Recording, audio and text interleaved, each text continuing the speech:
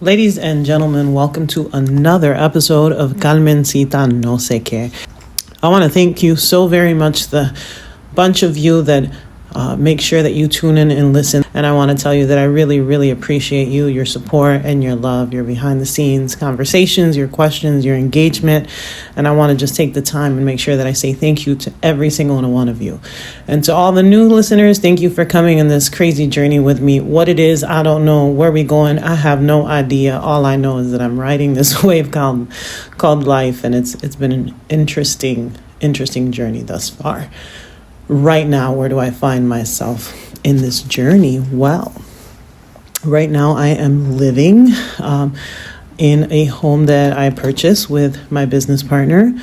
And, I think that this might be the last home that we do together. I really believe that. And honestly, I don't know if really I'm taking the flip approach in this home. I think every other home I walked into thinking, okay, I know that it needs to be updated and brought back to life. And this home is a little different. I'm not excited as I usually am. And that's probably because I've been so busy with life and also busy with trying to pass the real estate sales associate exam.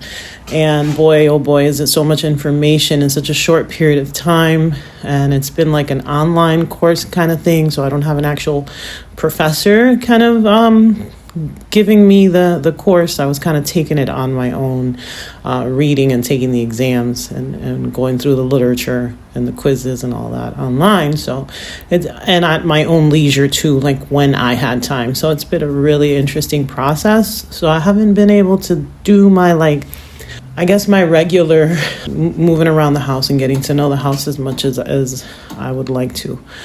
But now I finally took the test and I'm really waiting for the results, and it's nerve-wracking. It's nerve-wracking because I don't believe that I was prepared to take the test. I don't even think that I even studied the course the way that it was intended to be studied. And I don't know if it was a lack of instruction or a lack of me absorbing the information that I was reading. Maybe it was a little bit of both. However, I took the exam, and if I flunked out, I have another opportunity at taking it again. So hopefully, cross that bridge when we get there. But we shall see.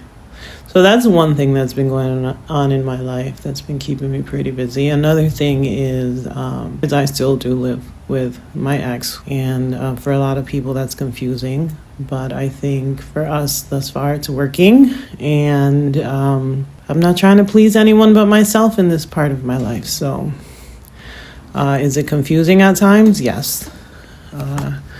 Is it conflicting at times? Absolutely. Part of the process that I'm going through right now. And so it's what's happening right now,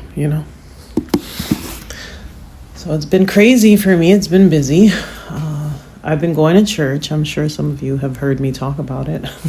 I've been going to church. How do I feel about church? Well, it's church. It's what I remember church to be. It does have somewhat of a different flair to it. I will say, me having the ability to go out and be engaged in something other than, work, school, right, kids, life, has been fun. And because, too, it's a nice church. Let me first talk about my favorite part. One of the things that I love about this church is the architecture and the little pieces of history inside of this church, and the age of the church and the structure itself. And of course, as someone that is studying to practice real estate, I'm very excited. I'm a weirdo. I love buildings and I love old buildings and I love history. Then there's the fact that I do have an actual attachment, a history with the land, the building itself, because I would walk right through there to get to school and to chase my friends around when we should have been getting on the bus or walking home, whichever one. Or my brothers leaving me behind in the field of sunflowers that stood in front of the old Coca-Cola. Well, it still is the Coca-Cola company, but they used to have a giant field of sunflowers that I hate sunflowers. And of course, lots and lots of memories because I actually attended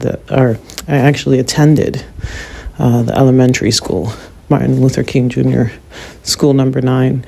Very, very, very proud. And so I guess there's that part that kind of, connects me to my youth and my troubled youth.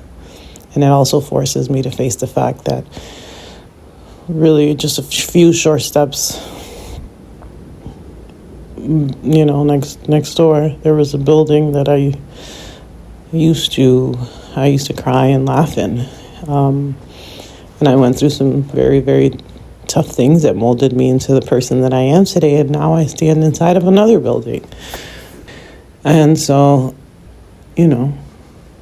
I think in an effort to find yourself, you got to go back to that place that kind of broke you and remind that inner child, that it's going to be okay. And I know this, and I know I should be talking about this, and I should have been talking about this a long time ago, but I think to be that vulnerable is really a scary thing. And so I will admit that what's making me come out of my shell today in this regard is the fact that that the preaching today was centered on sort of facing, the elephant in the room, the trauma of that thing, labeling it for what it is, and admitting that there was something that hurt us that kind of stopped us dead in our tracks from, moving forward and becoming the version of us that we're supposed to be, fully accepting and loving who we are. A lot of that happened in the building right behind that church that was giving the sermon today. And so while I may not always see eye to eye with everyone, I will say that when God is going to make a point in your life, He is going to make a point in your life. Point made. I got to confront that little girl and remind her she's good. It is a cold and rainy Sunday afternoon. And this very weather is the weather that I often would stand outside in and seek refuge from the craziness that would be inside my sister's house or in my own house where the abuse was happening. And so I would spend a lot of time outside in these conditions, seeking shelter from wherever I could. Just a moment, just a reflection. Okay, back on track.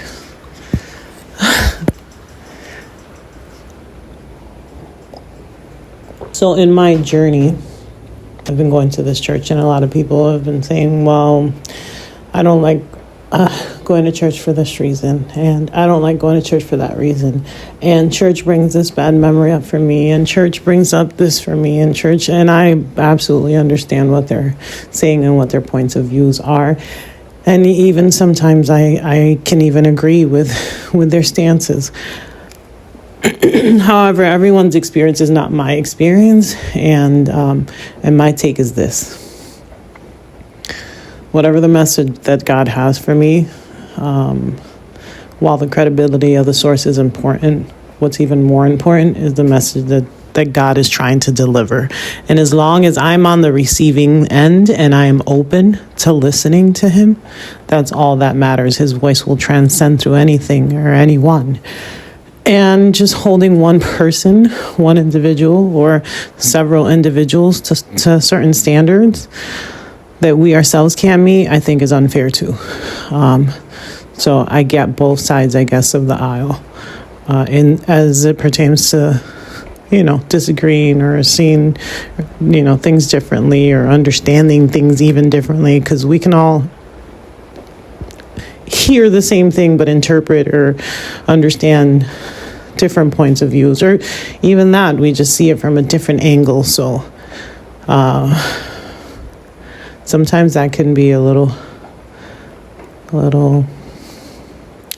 difficult to manage, I guess.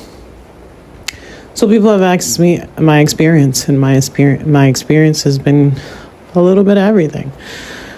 Definitely feel the love and the warmth and the affection from most, if not all, of the women in that campus. Their smiles, their embraces, their acknowledgments, and their willingness and ability to invite you in and make you feel comfortable.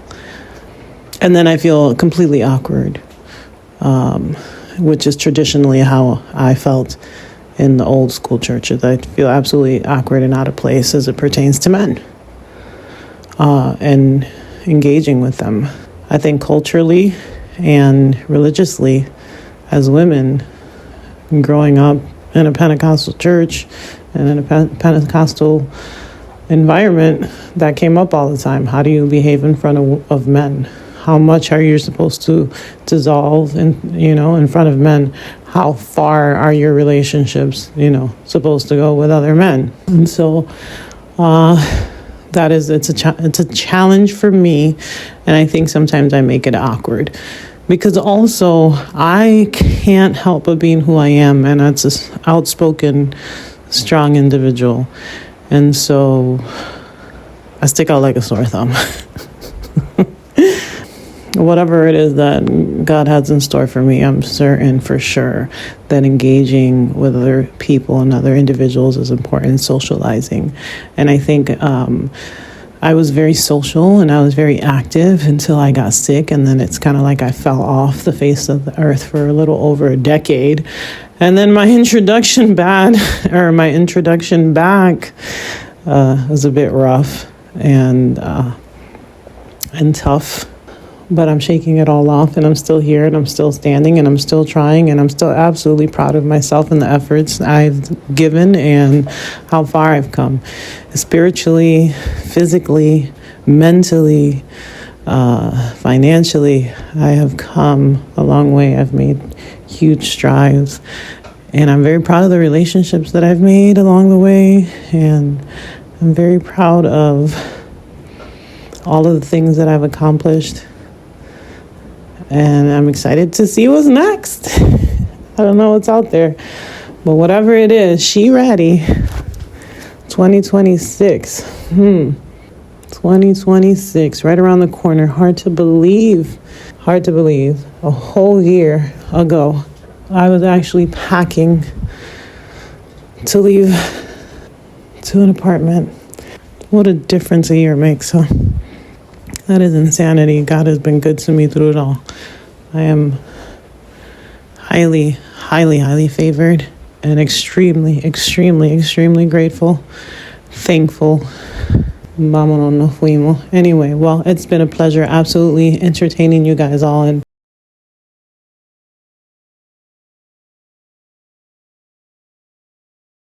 thank you so much for allowing me to be a little bug in your ear and kind of ramble in your space for a little bit, if you will. I really, really appreciate it. Sometimes your girl just needs to let it out and process through it live, to be able to get to the core of what's goody in the hoodie. And that's what I'm doing. Trying to figure out which parts are working and which parts aren't, and tweaking, and then just going with the flow. Anyways, I've said it all and said nothing at all. Thank you guys so much for listening to another episode of Convencida No Sé Qué. My name is Carms Quinn. It's a pleasure being your host. This is a Nerds from the Hood production, and we are out.